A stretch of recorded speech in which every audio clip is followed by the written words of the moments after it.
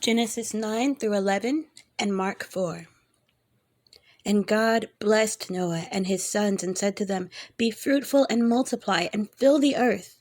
The fear of you and the dread of you shall be upon every beast of the earth and upon every bird of the heavens, upon everything that creeps on the ground, and all the fish of the sea. Into your hand they are delivered. Every moving thing that lives shall be food for you. And as I gave you the green plants, I give you everything. But you shall not eat flesh with its life, that is, its blood. And for your lifeblood, I will require a reckoning. From every beast I will require it, and from man, from his fellow man, I will require a reckoning for the life of man. Whoever sheds the blood of man, by man shall his blood be shed. For God made man in his own image. And you, be fruitful and multiply. Increase greatly on the earth and multiply in it. Then God said to Noah and to his sons with him, Behold, I establish my covenant with you and your offspring after you, and with every living creature that is with you, the birds, the livestock, and every beast of the earth with you, as many as came out of the ark. It is for every beast of the earth. I establish my covenant with you, that never again shall all flesh be cut off by the waters of the flood, and never again shall there be a flood to destroy the earth. And God said, This is the sign of the covenant that I make between me and you and every living creature that is with you, for all future generations. I have set my bow in the cloud, and it shall be a sign of the covenant between me and the earth. When I bring clouds over the earth, and the bow is seen in the clouds, I will remember my covenant that is between me and you and every living creature of all flesh. And the waters shall never again become a flood to destroy all flesh. When the bow is in the clouds, I will see it and remember the everlasting covenant between God and every living creature of all flesh that is on the earth. God said to Noah, This is the sign of the covenant that I have established between me and all flesh that is on the earth. The sons of Noah who went forth from the ark were Shem, Ham, and Japheth. Ham was the father of Canaan. These three were the sons of Noah, and from these the people of the whole earth were dispersed. Noah began to be a man of the soil, and he planted a vineyard. He drank of the wine and became drunk, and lay uncovered in his tent. And Ham, the father of Canaan, saw the nakedness of his father, and told his two brothers outside.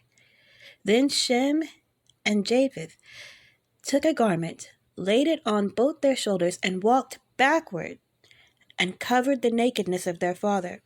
Their faces were turned backward, and they did not see their father's nakedness. When Noah awoke from his wine, and knew what his youngest son had done, he said, Cursed be Canaan, a servant of servants shall he be to his brothers. He also said, Blessed be the Lord, the God of Shem, and let Canaan be his servant.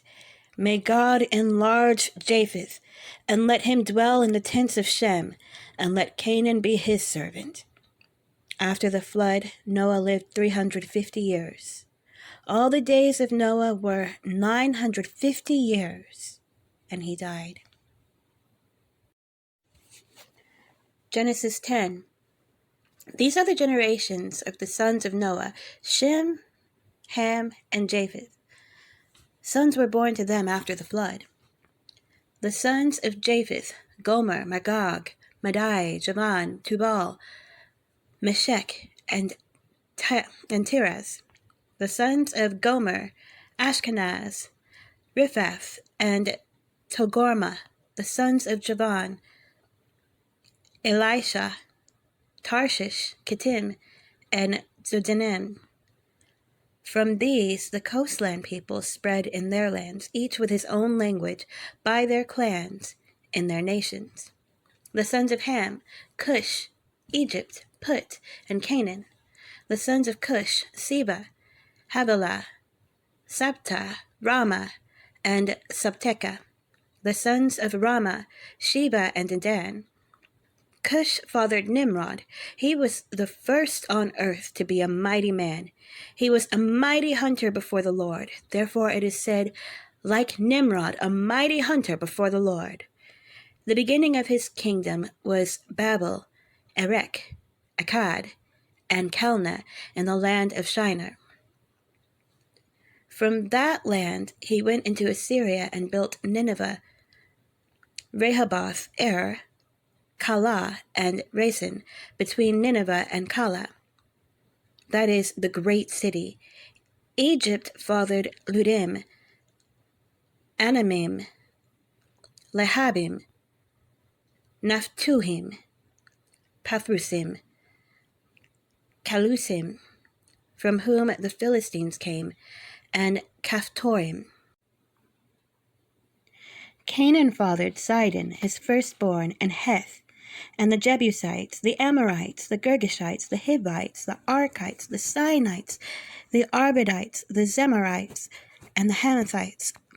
Afterward, the clans of the Canaanites dispersed, and the territory of the Canaanites extended from Sidon in the direction of Gerar as far as Gaza, and in the direction of Sodom, Gomorrah, Admon, and Zeboim as far as Lasha. These are the sons of Ham by their clans, their languages, their lands, and their nations. To Shem also, the father of all the children of Eber, the elder brother of Japheth, children were born. The sons of Shem, Elam, Asher, Arphaxad, Lud, and Aram. The sons of Aram, Uz, Hul, Gether, and Mash. Arphaxad fathered Shelah, and Shelah fathered Eber. To Eber were born two sons. The name of one was Peleg, for in his days the earth was divided, and his brother's name was Joktan. Joktan fathered Almadad, Shelef, Hazarmaveth, Jerah, Hadaram, Uzal, Diklah, Obal, Abimael, Sheba, Ophir, Havilah, and Jobab. All these were the sons of Joktan. The territory in which they lived extended from Mesha in the direction of Sephar to the hill country of the east. These are the sons of Shem by their clans, their languages, their lands, and their nations. These are the clans of the sons of Noah, according to their genealogies, in their nations, and from these nations spread abroad on the earth after the flood. Genesis 11. Now the whole earth had one language and the same words. And as people migrated from the east, they found a plain in the land of Shinar and settled there. And they said to one another, "Come, let us make bricks and burn them thoroughly." And they had brick for stone, and bitumen for mortar. Then they said, "Come, let us build ourselves a city and a tower with its top in the heavens, and let us make a name for ourselves, lest we be dispersed over the face of the whole earth." And the Lord came down to see the city and the tower which the children of man had built. And the Lord said, "Behold, they are one people, and they have all one language, and this is only the beginning of what they will do. And nothing that they purpose to do will now be impossible for them. Come, let us go down and there confuse their language, so that they may not understand one another's speech." So the Lord dispersed them from there over the face of all the earth, and they left off building the city. Therefore its name was called Babel, because there the Lord confused the language of all the earth. And from there the Lord dispersed them over the face of all the earth. These are the generations of Shem. When Shem was 100 years old, he fathered Arphaxad 2 years after the flood. And Shem lived after he fathered Arphaxad 500 years and had other sons and daughters. When Arphaxad had lived 35 years, he fathered Shelah, and Arphaxad lived after he fathered Shelah 403 years and had other sons and daughters.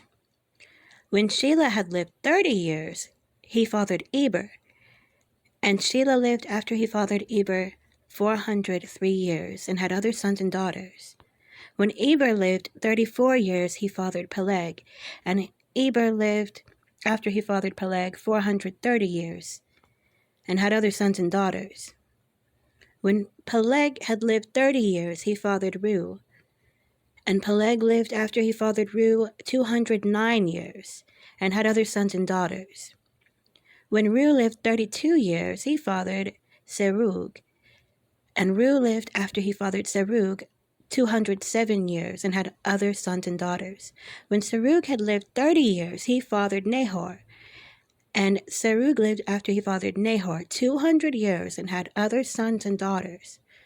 When Nahor had lived 29 years, he fathered Terah, and Nahor lived after he fathered Terah 119 years and had other sons and daughters. When Terah had lived 70 years, he fathered Abram, Nahor, and Haran. Now these are the generations of Terah. Terah fathered Abram, Nahor, and Haran fathered Lot. Haran died in the presence of his father Terah in the land of his kindred, in Ur of the Chaldeans. And Abram and Nahor took wives. The name of Abram's wife was Sarai, and the name of Nahor's wife Milcah, the daughter of Haran, the father of Milcah and Iscah. Now Sarai was barren, she had no children. Terah took Abram his son, and Lot, the son of Haran, his grandson, and Sarai his daughter-in-law, his son Abram's wife, and they went forth together from Ur of the Chaldeans into the land of Canaan. But when they came to Haran, they settled there. The days of Terah were 205 years, and Terah died in Haran.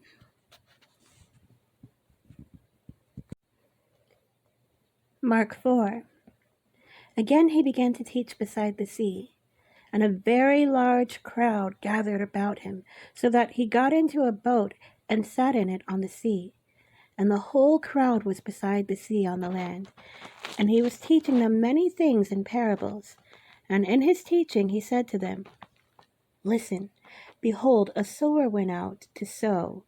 And as he sowed, some seed fell along the path, and the birds came and devoured it. Other seed fell on rocky ground, where it did not have much soil, and immediately it sprang up, since it had no depth of soil. And when the sun rose, it was scorched, and since it had no root, it withered away. Other seed fell among thorns, and the thorns grew up and choked it, and it yielded no grain. And other seeds fell into good soil, and produced grain, growing up and increasing, and yielding 30-fold, and 60-fold, and 100-fold. And he said, He who has ears to hear, let him hear. And when he was alone, those around him with the 12 asked him about the parables. And he said to them, To you has been given the secrets of the kingdom of God, but for those outside everything is in parables, so that they may indeed see but not perceive, and may indeed hear but not understand, lest they should turn and be forgiven. And he said to them, Do you not understand this parable? How then will you understand all the parables? The sower sows the word, and these are the ones along the path, where the word is sown. When they hear, Satan immediately comes and takes away the word that is sown in them. And these are the ones sown on the rocky ground, the ones who, when they hear the word, immediately receive it with joy, and they have no root in themselves, but endure for a while. Then, when tribulation or persecution arises on account of the word, immediately they fall away. And others are the ones sown among thorns.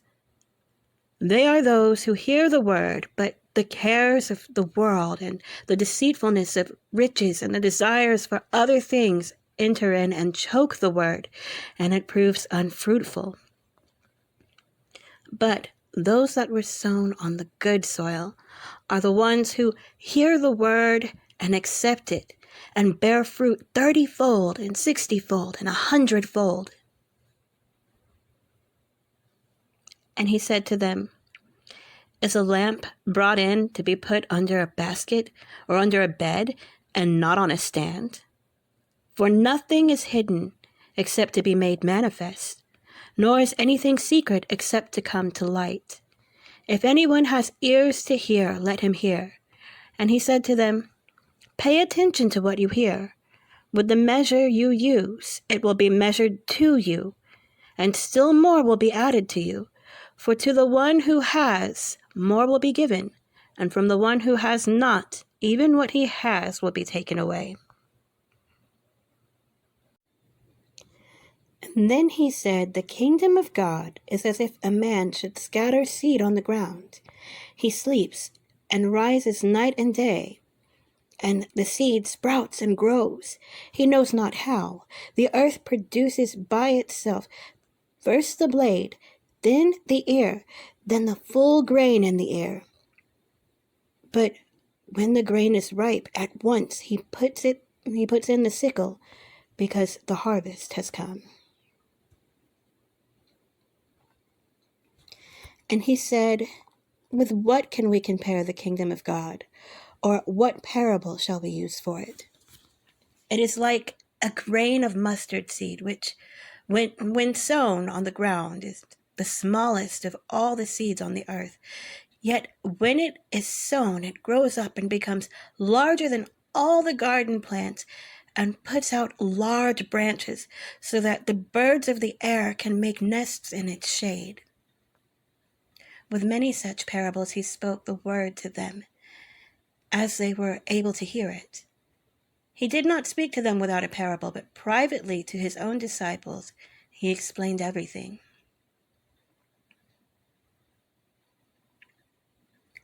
On that day, when evening had come, he said to them, Let us go across to the other side. And leaving the crowd, they took him with them in the boat, just as he was. And other boats were with him. And a great windstorm arose, and the waves were breaking into the boat, so that the boat was already filling. But he was in the stern, asleep on the cushion. And they woke him and said to him, Teacher, do you not care that we are perishing? And he awoke and rebuked the wind and said to the sea, Peace, be still. And the wind ceased, and there was a great calm. He said to them, Why are you so afraid? Have you still no faith? And they were filled with great fear and said to one another, Who then is this, that even the wind and the sea obey him?